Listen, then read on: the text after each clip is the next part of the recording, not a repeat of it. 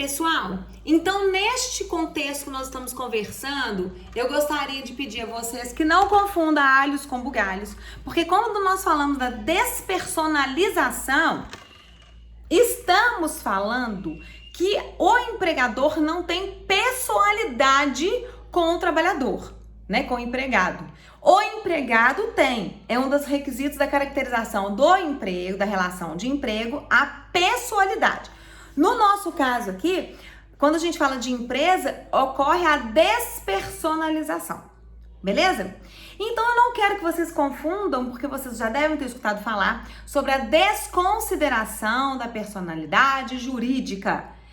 A desconsideração da personalidade jurídica é quando a gente tira o véu daquela pessoa física que está por trás de uma pessoa jurídica e que ela tenha feito algo errado naquela sua gestão. Eu tô falando de uma maneira muito simplista, tá? Para falar da desconsideração da personalidade jurídica de uma empresa. Então vamos imaginar que ela tenha feito algo que tenha prejudicado terceiros, tá? Eu não posso, por eu ser uma empresa atrás de um CNPJ, simplesmente ficar blindado e nada chegar até a Luciana CPF, né, pessoa física.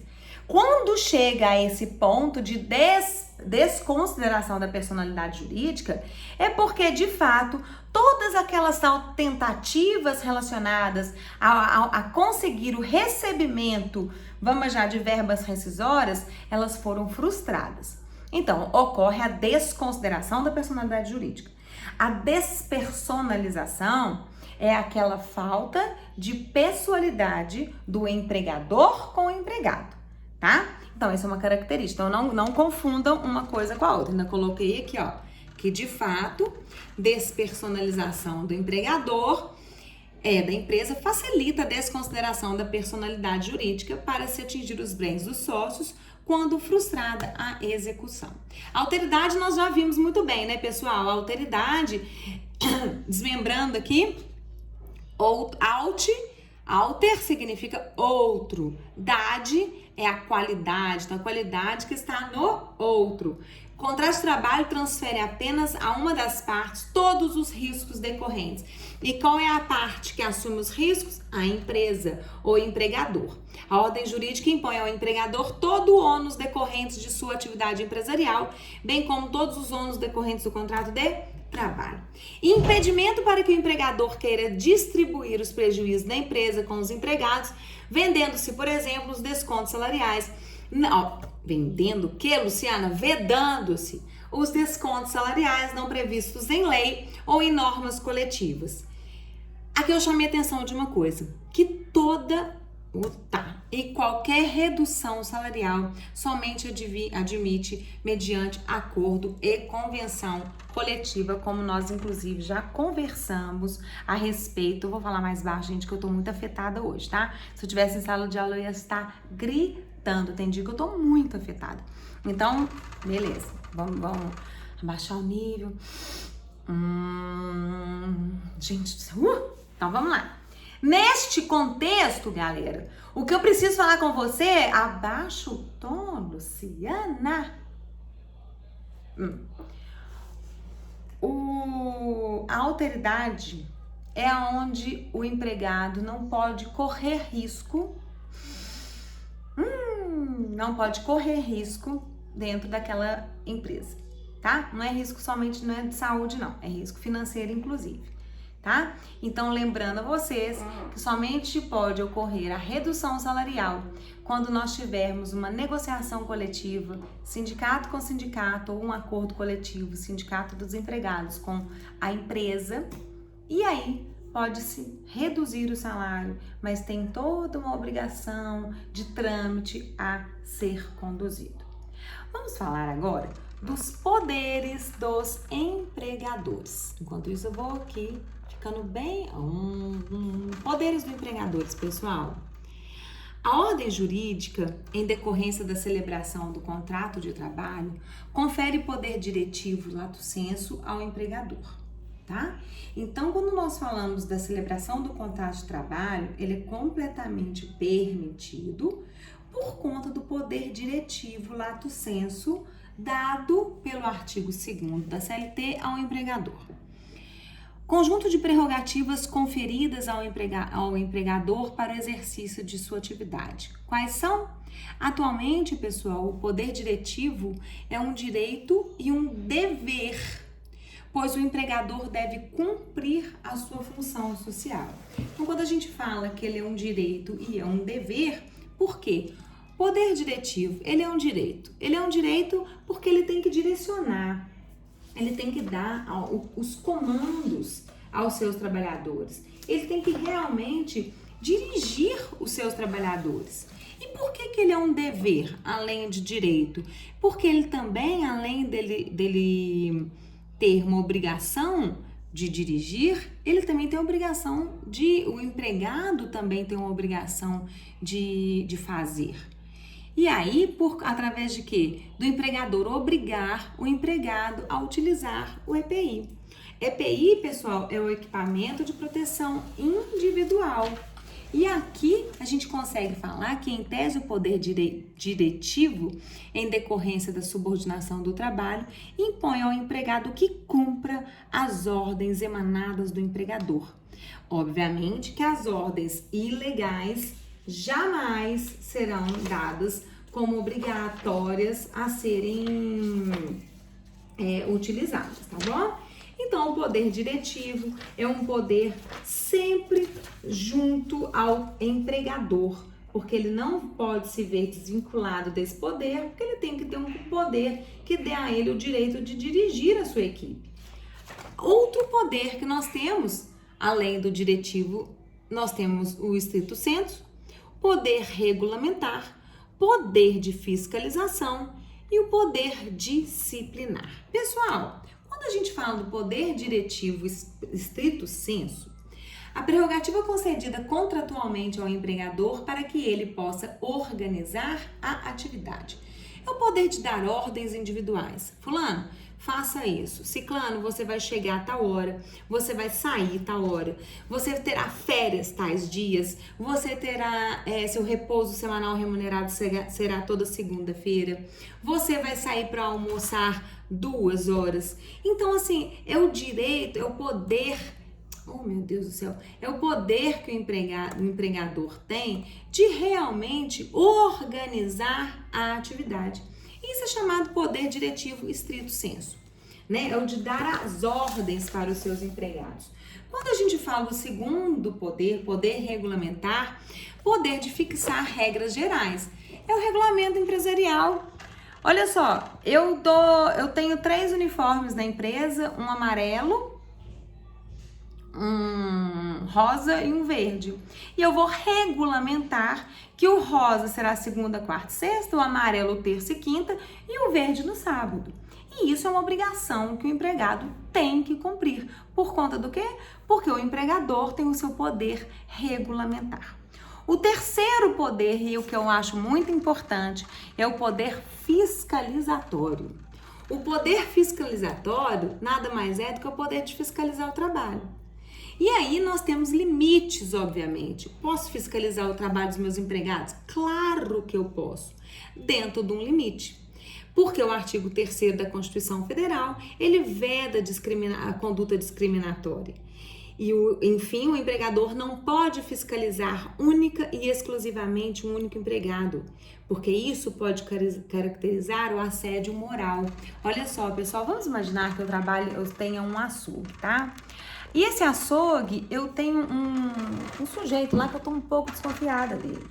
E essa desconfiança tá gerando o direito que eu tenho de fiscalizar o empregado. Posso fiscalizar? Posso. Primeira observação, cuidado, porque se você todos os dias fiscaliza somente este único funcionário, você está afrontando o artigo 3º da Constituição Federal, onde fala que veda a conduta discriminatória. Segundo, ele pode entrar com uma ação de assédio moral, informando que você está desconfiando dele a todo momento e dando margem para que as outras pessoas daquela empresa também desconfiem. Então, a título de alerta para quem tem empresa aí, a maneira de se fiscalizar o empregado, a melhor forma que tem é de realmente colocá-lo numa sala sempre não exposta ao público, definitivamente, porque isso é exposição desnecessária, mas sempre na presença de mais uma pessoa. É muito importante isso. Tem isso na legislação? Não tem isso na legislação, mas é importante. Olha aqui, além do artigo 3º da Constituição Federal, nós temos o artigo 5º, que vocês leram muito bem com o professor Pedro, onde fala que respeito à liberdade e dignidade da pessoa humana e aos direitos fundamentais. E as jurisprudências todas vêm em cima neste diapasão, tá? Pessoal, o que nós temos que verificar a respeito de diferença de uma coisa e outra? Coloquei aqui para vocês, por exemplo, o e-mail corporativo. Eu tenho lá lucianadescaciati@aprendiz.com.br, tá? Tô dando exemplo, não tem esse e-mail não, mas eu tô dando exemplo. E-mail corporativo me dado pela empresa, aonde ali eu não posso utilizá-lo para fins pessoais. Definitivamente, são correspondências enviadas para a empresa, da empresa, e o meu empregador pode acessar esse e-mail corporativo a qualquer momento, porque é uma ferramenta de trabalho.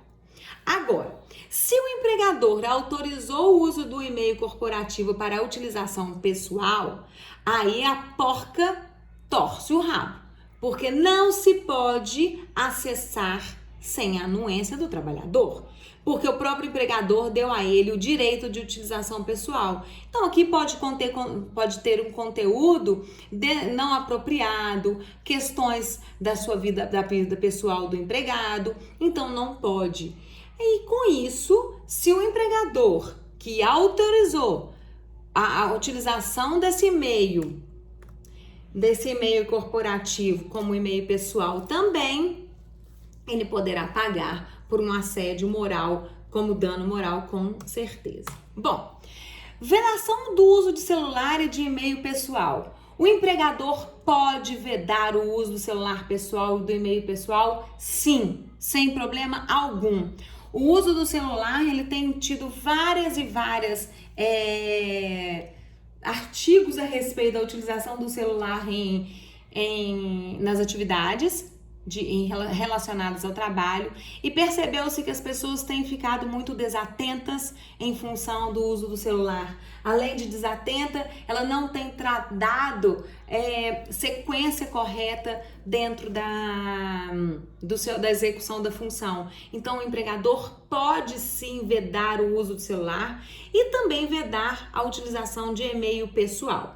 Inclusive, o empregador pode punir o empregado que descumprir tal regra. Evidentemente que não poderá punir pelo conteúdo, pois esse não pode ter acesso desautorizado, obviamente, mas poderá punir pela simples utilização durante o trabalho. E quando nós estudarmos a justa causa do trabalho, lá no artigo 482, nós vamos perceber que a vedação do uso do celular, se o empregado utilizar o celular, ele pode ser, inclusive, demitido por justa causa. Nós vamos ver mais pra frente. Terceira questão que eu gostaria de chamar a atenção de vocês aqui é a respeito de vasculhar a bolsa. Pessoal, o TST tem de admitir, desde que não haja manuseamento e não exponha o trabalhador ao ridículo, ele tende a achar que não houve problema, que não há, aliás, problema algum em vasculhar a bolsa. Por isso que eu disse a vocês há uns minutinhos atrás que eu acho muito interessante se a empresa leva o trabalhador para uma sala restrita, uma sala onde não vai expor o trabalhador definitivamente ao ridículo, expor aos olhos da outra pessoa que é alheia àquela situação de que, nossa, aquele dali deve ter roubado, aquele dali deve ter furtado. Então, esse tipo de comentário tem que ser evitado dentro da empresa e evita-se pela conduta do empregador. Então, posso vasculhar a bolsa? Posso. Mas cuidado para não manusear de uma forma que pegar a bolsa, jogar tudo fora da bolsa, espalhar as coisas. Isso é um tipo de abuso do empregador que não pode ser feito. E aí, a título como é que fala? A título de consciência, trazer consciência para vocês, quem é o empregador aí, não faça isso sozinho. tá? Tenha sempre uma pessoa junto a você. Bom, outra questão que eu gostaria muito de chamar a atenção de vocês, que traz muito conflito dentro da justiça, é a questão da revista íntima. Coloquei até o i errado aqui.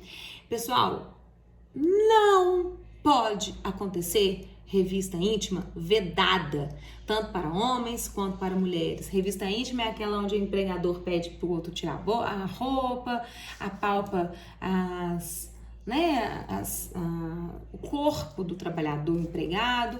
Isso definitivamente é permitido. Agora, as câmeras de vigilância, local público, completamente permitido.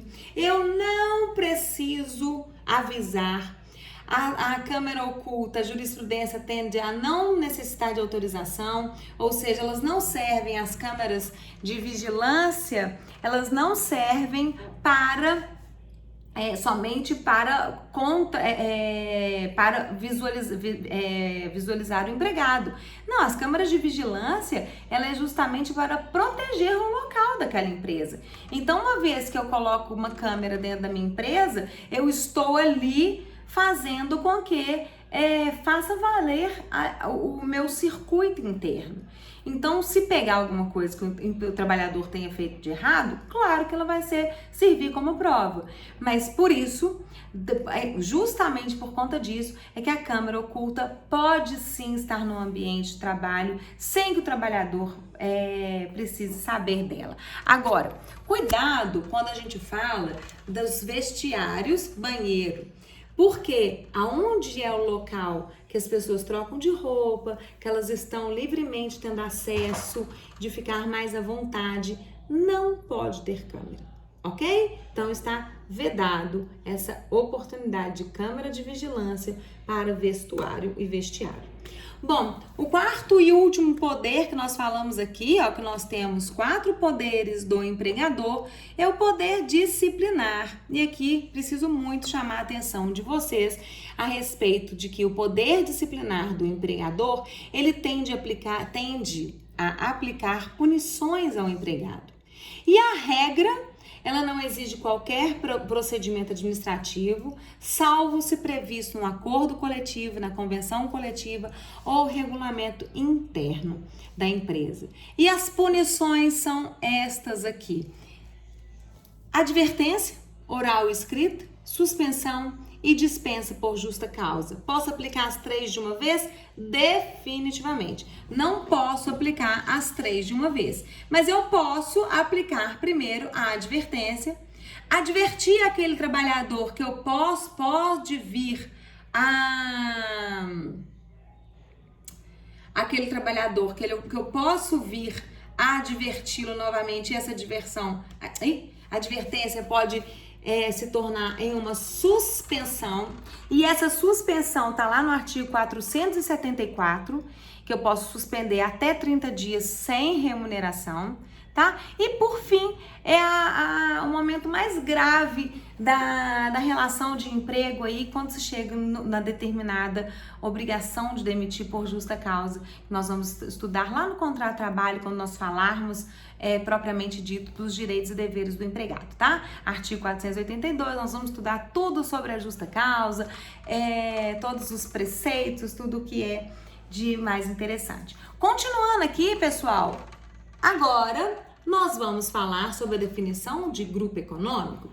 O que é grupo econômico? O que vocês entendem por grupo econômico? Se fosse em sala de aula, eu pediria a alguém que pudesse levantar as mãos e me falar o que é grupo econômico. O grupo econômico, ele sofreu, inclusive, uma reforma substancial quando nós tivemos a reforma trabalhista.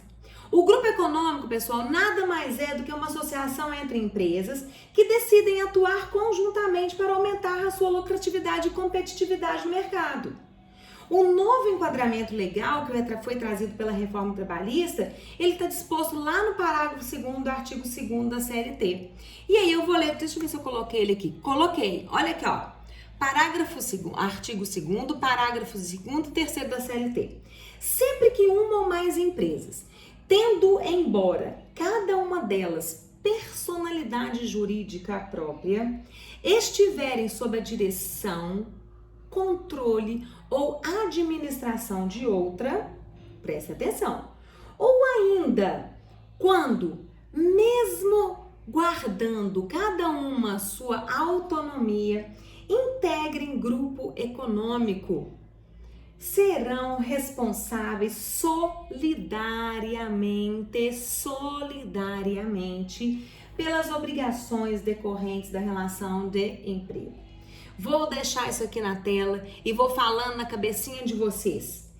Gente, esse artigo 2º, parágrafo 2º, ele adotou após a reforma tanto o conceito de grupo econômico chamado subordinação, grupo econômico por subordinação, ou grupo econômico por coordenação. A definição, então, figura específica do direito do trabalho que se forma pela vinculação, subordinação ou coordenada entre dois ou mais entes exploradores de atividade de natureza econômica, empresa, que se beneficiam direta ou indiretamente de um único contrato de trabalho. Por isso que eu falei com vocês que o grupo econômico é uma associação entre empresas que decidem atuar conjuntamente para aumentar sua lucratividade e competitividade no mercado. Duas empresas com personalidades jurídicas próprias, com CNPJs distintos, cada um com número de CNPJ, mas que mantém entre si uma vinculação de coordenação ou subordinação, será considerado grupo econômico. Coloquei um exemplo aqui, olha, clínica de fisioterapia que resolve criar uma nova pessoa jurídica, por exemplo, uma academia, no instituto de indicar clientes da clínica para a academia, sendo que os professores da academia são os empregados da clínica de fisioterapia. O que aconteceu aqui? É uma clínica de fisioterapia que resolve unir a uma academia no mesmo espaço, formando um grupo econômico.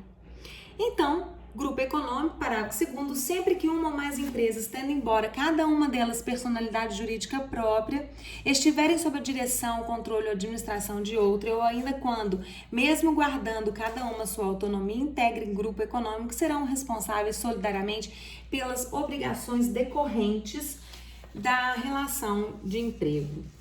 Bom, continuando, gente, o que nós temos que falar que existirá, então, um grupo econômico por subordinação ou vertical, sempre que uma das empresas do grupo atuar como controladora, exercendo subordinação, controle sobre as demais empresas, né? E a empresa controladora emanar ordens para as outras. Então, eu vou ver se vocês conseguem entender através desse exemplozinho aqui, desse livro. Olha, vê se vocês conseguem aí dimensionar. Por mais que vocês não consigam ler o que está escrito. Aqui está escrito assim, ó, empresa controladora ou subordinada X. Então, eu tenho uma empresa como se fosse uma empresa mãe, tá? Essa empresa controladora ou subordinada, ela tem uma empresa controlada ou subordinada Z e ela tem uma empresa controlada ou subordinada Y. Então, eu estou falando de uma subordinação vertical, ou seja, ela é de cima para baixo, o comando. Quando a gente fala do grupo econômico por coordenação ou horizontal, sempre que as empresas coligadas atuarem em pé de igualdade na tomada de decisões. Olha, empresa X, empresa Y, empresa Z. Eu tenho uma coordenação entre elas. Aqui você percebe que tem uma empresa mãe. E aí é uma subordinação ou vertical. Grupo econômico por subordinação ou vertical. Aqui nós temos um grupo econômico por coordenação, ou também chamado horizontal. Aqui no livro fala assim, ó, é dizer, ninguém manda em ninguém. Tudo se decide em um debate onde as empresas estão em posição de igualdade, conforme gráfico abaixo. Pé de igualdade. Tá, pessoal? Deu para vocês entenderem aí, olha, pé de igualdade. Ok? E aí, a nossa ideia aqui é mostrar para vocês que todas as empresas do grupo econômico devem exercer a mesma atividade empresarial para nós entendermos que é uma empresa ou que seja grupo econômico por coordenação ou grupo econômico por subordinação, elas precisam estar dentro do mesmo ramo, da mesma atividade empresarial? Não. Podemos ter, por exemplo, um grupo econômico formado por uma lan house, um hospital e uma indústria de confecções. E estas 3 empresas, lan house, hospital e o que é a outra que eu falei? Uma indústria de confecção, elas terão responsabilidades solidárias. O principal efeito da existência desse grupo econômico, seja ele, lembre, por favor, por subordinação ou seja por coordenação, reside na responsabilidade solidária que o próprio artigo fala. E na prática, se uma empresa do grupo deixa de pagar alguma verba trabalhista, o empregado poderá acionar na justiça, no polo passivo do processo, todas as empresas do grupo econômico e não somente aquela que descumpriu a legislação. Afinal, como dito, todas respondem de forma solidária. Eu vou até voltar aqui para vocês entenderem. Então, vamos imaginar que eu tenho... Deixa eu ver se vocês conseguem entender. Então, olha só. Eu tenho um hospital, que esse seu hospital tem uma lan house e que esse hospital também tem uma lanchonete, tá? Dentro do hospital. O hospital é que coordena a lanchonete, o hospital é que coordena a lan house, mas são empresas distintas, como diz lá no artigo 2º, parágrafo 2º. Se a lanchonete tem uma funcionária e lá essa funcionária não recebeu suas verbas rescisórias, ela pode entrar alegando existir um grupo econômico e nesse caso aqui, essa que controla vai ser por subordinação. E aí eu posso cobrar tanto daqui, quanto daqui, quanto daqui, porque elas fazem parte de um grupo econômico por subordinação. Vamos imaginar que eu tenha nessa questão aqui do grupo econômico por coordenação, eu tenha uma madeireira, eu tenho aqui uma loja, uma fábrica de móveis e eu tenho aqui uma revendedora de móveis. Elas são coordenadas. Empresas distintas, porém elas têm um grupo econômico por coordenação. Eu posso cobrar da Z, posso cobrar da Y, posso cobrar da X, tá? No parágrafo 3º, pessoal, nós temos que não caracteriza grupo econômico a mera identidade de sócios, sendo necessárias para a configuração do grupo